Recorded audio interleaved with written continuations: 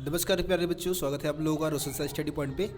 और आज की इस वीडियो में हम देखने वाले हैं 11th क्लास हिस्ट्री का जो 4th चैप्टर है, इसका नाम है इस्लाम का उदय और विस्तार। इस चैप्टर के हम 40 मोस्ट इंपॉर्टेंट एमसीक्यू क्वेश्चन देखने वाले हैं। तो इस चैप्टर के ऊपर ऑलरेडी मैं 2 वीडियो बना चुका हूँ, जिसमें आप लोगों को 40 एमसीक्यू क्वेश्चन मैंने समझा दिया है। बट इस वीडियो में जो 40 एमसीक्यू क्वेश्चन मैं आपको समझाने वाला हूँ, ये सभी क्वेश्चन बैंक से लिए गए हैं। ठीक है, क्वेश्चन बैंक है मेरे पास, उसमें से सारे क्वेश्चन लिए हैं। तो इसमें से हम 40 क्वेश्चन को सॉल्व करने वाले हैं। तो वीडियो को एंड तक देखना है। और चैनल को अभी तक आप लोगों ने अगर सब्सक्राइब नहीं किया तो सब्सक्राइब करके बेल आइकन को प्रेस कर दें। ठीक है, इसके अलावा सभी चैप्टर की वीडियोस जो है वो मैंने अलग से उसका प्लेलिस्ट बना दिया है। तो प्लेलिस्ट को आप जरूर चेक कर लें और वहाँ से आप सभी वीडियो को जरूर देख लें। और वीडियो के लिंक को आप लोग क्या करें, शेयर जरूर कर दें। ठीक है, तो चलिए दोस्तों, हम सबसे पहले क्वेश्चन को देखते हैं। हमारा जो पहला क्वेश्चन है वो है, इस्लाम के पैगंबर मोहम्मद साहब का जन्म कब हुआ। यानी कि इस क्वेश्चन में सिंपल से आपसे पूछा गया है कि पैगंबर मोहम्मद जो है उनका जन्म कब हुआ। देखिए दोस्तों, पैगंबर मोहम्मद का जो जन्म हुआ था 570 ईस्वी में हुआ था मक्का में। ठीक है, तो आपका ऑप्शन बी यहाँ पे सही उत्तर है। उसके बाद हम देखते हैं क्वेश्चन नंबर 2। क्वेश्चन नंबर 2 है, पैगंबर मोहम्मद साहब का जन्म किस स्थान पर हुआ। तो मक्का में उनका जन्म हुआ था। ठीक है, और उसके बाद क्वेश्चन नंबर 3 देखते हैं। क्वेश्चन नंबर 3 है, पैगंबर मोहम्मद साहब को सत्य के दिव्य दर्शन किस आयु में हुए। मतलब कि एक तरीके से ज्ञान की प्राप्ति कह सकते हैं। आपकी जो पैगंबर मोहम्मद थे उनको ज्ञान की प्राप्ति यानी कि सत्य का जो दर्शन है, दिव्य दर्शन जो है वो कब हुआ। तो यहाँ पे 40 वर्ष की उम्र में उनको सत्य का दिव्य दर्शन हुआ था। उसके बाद हम क्वेश्चन नंबर 4 देखते। क्वेश्चन नंबर 4 है, मक्का से मदीना को पैगंबर साहब का प्रस्थान कहलाता है। तो मक्का से मदीना की जो उनका यात्रा था उसको हम हिजरी कहते हैं। ठीक है, ऑप्शन ये यहाँ पे हमारा सही उत्तर हो जाएगा। उसके बाद हम क्वेश्चन नंबर 5 देखते हैं। क्वेश्चन नंबर 5 है, मुसलमानों का पवित्र धर्म ग्रंथ कहलाता है। तो मुसलमानों का जो पवित्र जो धार्मिक ग्रंथ है उसको हम कुरान कहते हैं। ठीक है, कुरान को इस्लाम धर्म का धार्मिक ग्रंथ माना जाता है। गीता और रामायण की बात करें तो ये हिंदू धर्म का धार्मिक ग्रंथ है। ठीक है, तो यहाँ पे आपका ऑप्शन बी कुरान सही उत्तर है। उसके बाद हम देखते हैं क्वेश्चन नंबर 6। क्वेश्चन नंबर 6, पैगंबर मोहम्मद साहब की मृत्यु हुई थी। तो देखिए दोस्तों, पैगंबर मोहम्मद के बारे में आप लोगों को 3 डेट याद रखना बहुत ज़रूरी है। एक तो 612। ठीक है, 612 का डेट इस्लाम धर्म में इसलिए ज़्यादा महत्वपूर्ण है क्योंकि इसी समय क्या हुआ था, इस्लाम धर्म की स्थापना हुई थी। उसके बाद 622 ईस्वी का डेट आपको याद करना होता है क्योंकि इस समय पैगंबर मोहम्मद को मक्का से मदीना जाना पड़ा था। ठीक है, इसके अलावा 632 में पैगंबर मोहम्मद की क्या हो गई, मृत्यु हो गई। ठीक है, तो 632 जो आपको यहाँ पे ऑप्शन दिया गया है, यानी कि ऑप्शन ये जो हमारा दिया गया है वो क्या हो जाएगा, सही उत्तर हो जाएगा। उसके बाद हम क्वेश्चन नंबर 7 देखते हैं। क्वेश्चन नंबर 7 है, द्वितीय खलीफा थे, मतलब जो दूसरे खलीफा इस्लामी सभ्यता में जो दूसरे खलीफा हुए उनका नाम क्या था। तो दूसरे खलीफा थे उमर। ठीक है ना, पहले अबू बकर, उसके बाद उमर, उसके बाद उस्मान और अली। ये 4 खलीफा थे जिन्होंने इस्लाम धर्म के विस्तार में मुख्य योगदान दिया था। ठीक है, तो दूसरे खलीफा थे उमर। उसके बाद पहले खलीफा का नाम पूछा गया है, पहले खलीफा का नाम था अबू बकर। ठीक है, और दूसरे उमर थे। उसके बाद देखते हैं तीसरा खलीफा, जो तीसरे खलीफा है वो उस्मान है। ठीक है, वैसे एनसीईआरटी बुक में उस्मान लिखा है लेकिन उस्मान भी कई जगह लिखे हुए हैं। ठीक है, नाम मतलब उस्मान में आपको कंफ्यूज नहीं होना है, एक ही नाम है, उस्मान बोल दे या फिर उस्मान बोल दे। ठीक है, तो तीसरे खलीफा थे उस्मान। उसके बाद हम क्वेश्चन नंबर 10 देख लेते हैं। क्वेश्चन नंबर 10 है, चौथे खलीफा थे, तो चौथे खलीफा थे अली। ठीक है, तो इस तरीके से 4 खलीफाओं को अगर हम क्रम वाइज करें तो पहले अबू बकर, दूसरे उमर, तीसरे उस्मान या उस्मान बोल दो आप, और चौथे थे अली।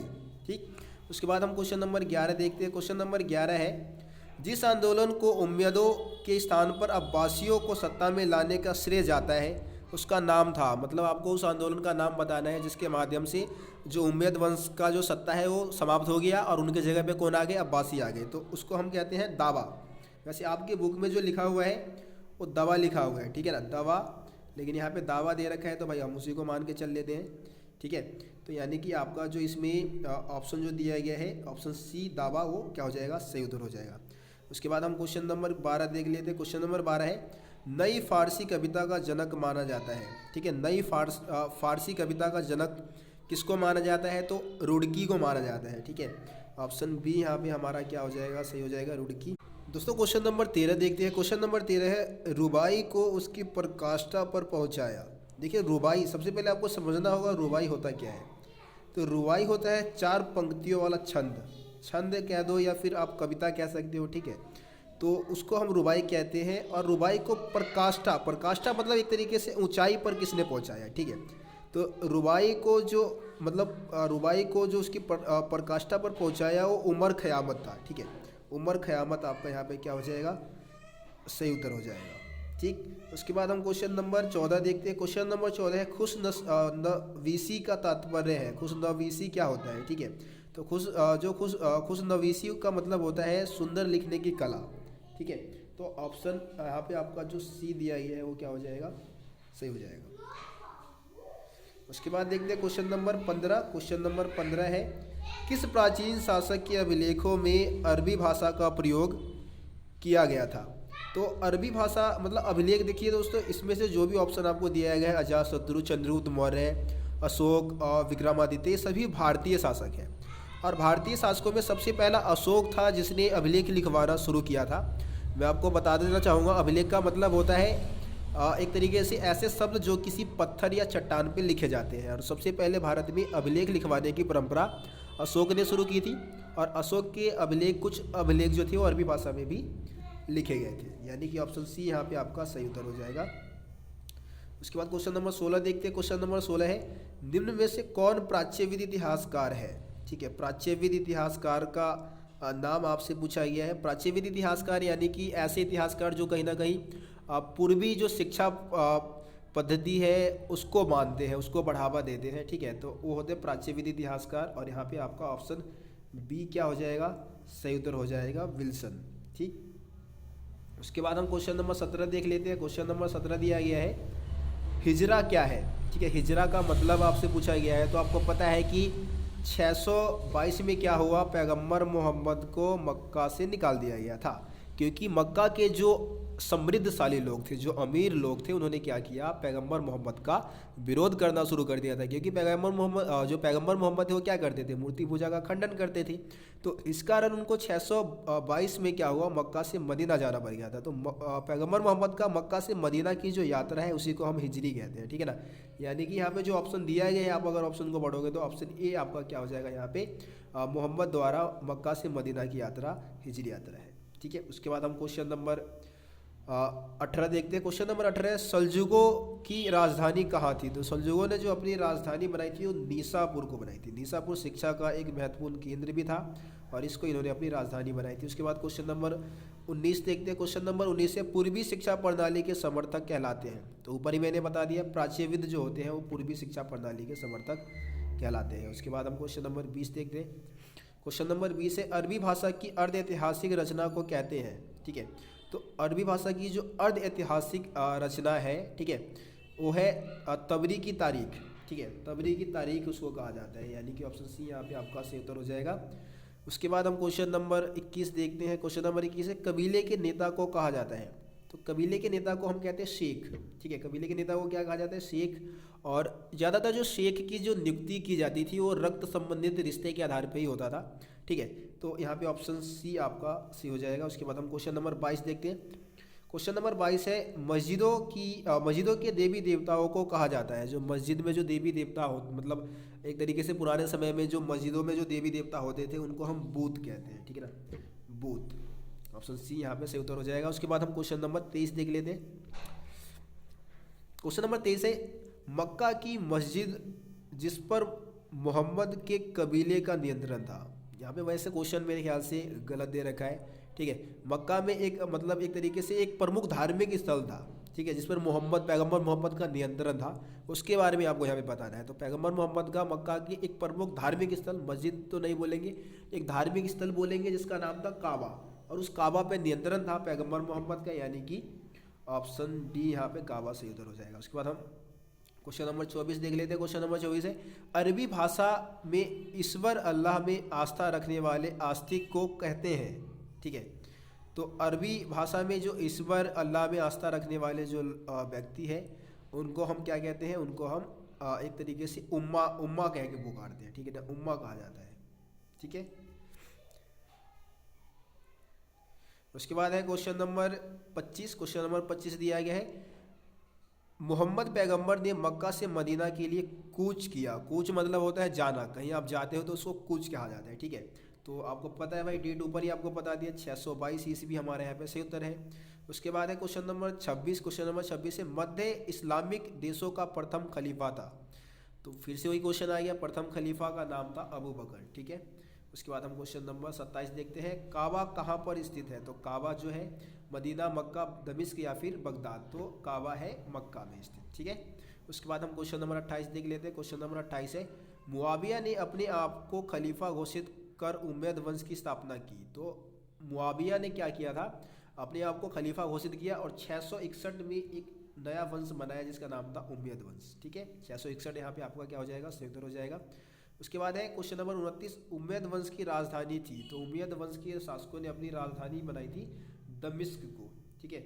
दमिश्क यानी कि ऑप्शन सी यहाँ पे आपका क्या हो जाएगा, सही उत्तर हो जाएगा। उसके बाद हम क्वेश्चन नंबर 30 देख लेते हैं। क्वेश्चन नंबर 30 दिया गया है, मुस्लिम शासकों के विरुद्ध यूरोपीय आक्रमण को कहा जाता है। तो मुस्लिम शासकों के बीच जो के विरुद्ध जो यूरोपीय लोगों ने, यानी कि यूरोप के जो ईसाई लोगों ने हमला किया था, उसको हम कहते हैं धर्म युद्ध, है ना। क्योंकि मुस्लिम शहरों के खिलाफ यूरोप के लोगों ने आक्रमण किया था, यूरोप के लोग ईसाई मत को मानते हैं, यानी कि धर्म युद्ध, ऑप्शन बी यहाँ पे आपका सही उत्तर हो जाएगा। उसके बाद हम क्वेश्चन नंबर 31 देखते हैं। क्वेश्चन नंबर 31 है, सल्जुकों की राजधानी व उमर खयाम का जन्म स्थान था। तो सल्जुकों की राजधानी आपको ऊपर पता ही चल गया है, और उमर जो खयाम था उसका जन्म स्थल है निसापुर, ठीक है। निसापुर ऑप्शन सी यहाँ पे हमारा सही उत्तर हो जाएगा। उसके बाद क्वेश्चन नंबर 32 देखते हैं। क्वेश्चन नंबर 32 है, अब्बासियों की राजधानी थी। अब्बासियों ने अपनी राजधानी कहाँ बनाई थी। तो अब्बासियों ने अपनी राजधानी बगदाद को बनाई थी, ठीक है। उसके बाद क्वेश्चन नंबर हम 33 देखते हैं। क्वेश्चन नंबर 33 है, 4 पंक्तियों वाले बंद को कहा जाता है, ठीक है। तो 4 पंक्तियों वाले बंद, या बंद यहाँ पे लिख दिया है, गलत लिखा है, बंद नहीं होगा, छंद होगा, ठीक है ना। क्या होगा, छंद, ठीक है। 4 पंक्तियों वाले छंद को कहा जाता है रुबाई, ठीक है। ऊपर ही मैंने आप लोगों को ये बता दिया था। उसके बाद हम क्वेश्चन नंबर 34 देखते हैं। क्वेश्चन नंबर 34 है, शाहनामा ग्रंथ का लेखक कौन था, ठीक है। तो शाहनामा ग्रंथ का जो लेखक था वो फिरदौसी था, ठीक। ऑप्शन ए यहाँ पे फिरदौसी आपका सही उत्तर हो जाएगा। उसके बाद हम क्वेश्चन नंबर 35 देख लेते हैं। क्वेश्चन नंबर 35 है, मुस्लिम सत्ता की बहाली के बाद भी पूर्व व पश्चिम के बीच व्यापार में इटली के कौन से व्यापारिक समुदायों का अधिक प्रभाव रहा। तो यहाँ पे एक तरीके से धर्म युद्ध के बाद के एक प्रभाव के बारे में बताया गया है कि जो इटली के कुछ व्यापारिक समूह थे जिनका व्यापार में प्रभाव बढ़ा रह गया था, ठीक है। तो पीसा, जेनेवा और वीनस, ये तीनों ही ऐसे व्यापारिक समुदाय थे जिनका एक तरीके से धर्म युद्ध में हारने के बावजूद, मतलब एक तरीके से मुस्लिम सत्ता की बहाली के बावजूद भी व्यापार में इनका जो प्रभाव था वो रहा था, ठीक है। उपरोक्त तो सभी यहाँ पे आपका तीनों ही क्या है, सही उत्तर है, यानी कि उपरोक्त सभी, ऑप्शन डी यहाँ पे आपका सही उत्तर। उसके बाद क्वेश्चन नंबर 36 देख लेते हैं। क्वेश्चन नंबर 36 है, बगदाद पर मंगोलों का कब्जा कब हुआ। तो बगदाद पर मंगोलों का जो कब्जा हुआ था वो 1258 ईस्वी में हुआ था, ठीक है। उसके बाद हम क्वेश्चन नंबर 37 देख लेते हैं। क्वेश्चन नंबर 37 है, सूफियों के संगीत समारोह को कहा जाता है। तो सूफियों के जो संगीत समारोह होता है, मतलब उसको हम समा कहते हैं, है ना, समा, इसमें समा लिखा हुआ है, समा होता है वैसे, समा की महफिल, सुना नहीं है, समा की महफिल, ठीक है। समा की महफिल के माध्यम से ये क्या करते थे, सूफी संत ईश्वर की आराधना करते थे, यानी कि कव्वाली गाते थे, कव्वाली गा के ईश्वर की आराधना किया करते थे। उसके बाद है क्वेश्चन नंबर 38। क्वेश्चन नंबर 38 है, मध्यवर्ती इस्लामी देशों का विकास डैश के बीच में हुआ था। तो आपको एक तरीके से इस चैप्टर का समय काल ही बता देना है। जो चौथे चैप्टर का समय काल है वो क्या है, 600 से लेके 1200 ईस्वी है ना। यानी कि यहाँ पे ऑप्शन ए आपका क्या हो जाएगा, सही उत्तर हो जाएगा। ये 600 से 1200 ईस्वी का जो समय काल है वो मध्यवर्ती इस्लामी देशों के विकास का समय काल माना जाता है। उसके बाद हम क्वेश्चन नंबर 39 देख लेते हैं।